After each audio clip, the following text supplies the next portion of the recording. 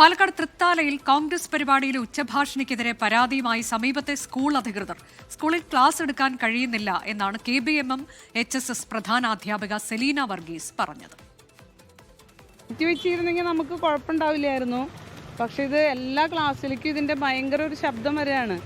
നമ്മൾ 9 മണിക്ക് തുടങ്ങി 10 മണിക്ക് അവസാനിക്കുന്നു വെച്ചിട്ട് നമ്മൾ ഒരു മണിക്കൂറല്ലേ, കുഴപ്പമില്ല, നമ്മൾ സഹിക്കണം. കാരണം ഒരു ദേശീയ പരിപാടിയല്ലേ, നമ്മൾ അതിനോടൊപ്പം നിൽക്കണമല്ലോ എന്ന് കരുതി.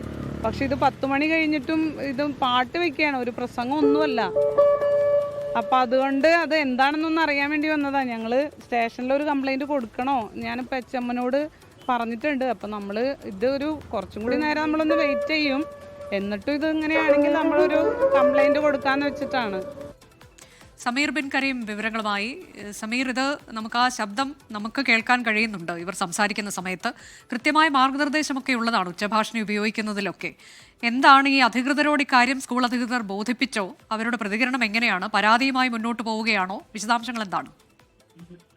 അനുജ, ഏതാണ്ട് അല്പസമയം മുൻപാണ് കോൺഗ്രസിന്റെ തൃത്താല വെള്ളിയാങ്കലിലെ പരിപാടി ആരംഭിച്ചിരിക്കുന്നത്. കോൺഗ്രസിന്റെ വിശ്വാസ സംരക്ഷണ യാത്രയാണ് ഇവിടെ നടക്കുന്നത്. KPCC അധ്യക്ഷൻ സണ്ണി ജോസഫ് പങ്കെടുക്കുന്ന പരിപാടിയാണ്. ഈ പരിപാടി നടക്കുന്ന ഇടവും സ്കൂളും തമ്മിൽ ഒരു മതിലിന്റെ ഒരു വ്യത്യാസം മാത്രമാണുള്ളത്. അതുകൊണ്ട് തന്നെ ഈ സണ്ണി ജോസഫ് എത്തുന്നതിന് മുൻപ് 1 മണിക്കൂറോളം വലിയ സംഗീത പരിപാടികൾ ഇവിടെ നടന്നിട്ടുണ്ടായിരുന്നു. ഈ ഒരു സമയത്താണ് വലിയ ഒരു ബുദ്ധിമുട്ട് സ്കൂളിലെ കുട്ടികൾക്കും അധ്യാപകർക്കും ഉണ്ടായത് എന്നുള്ളതാണ് ടീച്ചർ വ്യക്തമാക്കിയിട്ടുള്ളത്.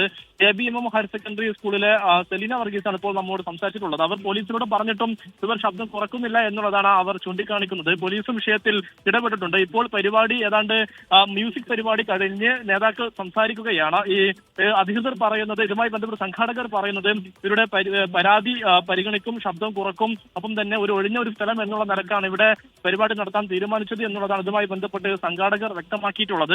ഏതായാലും പോലീസിന്റെ ഇടപെടൽ വിഷയത്തിൽ ഉണ്ടായിട്ടുണ്ട് എന്നുള്ളതാണ് നമുക്കിപ്പോൾ ലഭ്യമാകുന്ന വിവരം.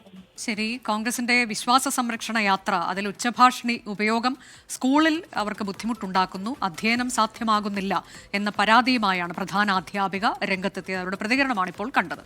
ലോകത്തെവിടെയായാലും ഏത് സമയത്തും 24 വാർത്തകളും ഓഗ്മെന്റഡ് റിയാലിറ്റി പാക്കേജുകളും എക്സ്പ്ലെയിനറുകളും വിശദമായി കാണാൻ ഞങ്ങളുടെ YouTube ചാനൽ നിങ്ങൾക്ക് സബ്സ്ക്രൈബ് ചെയ്യാം.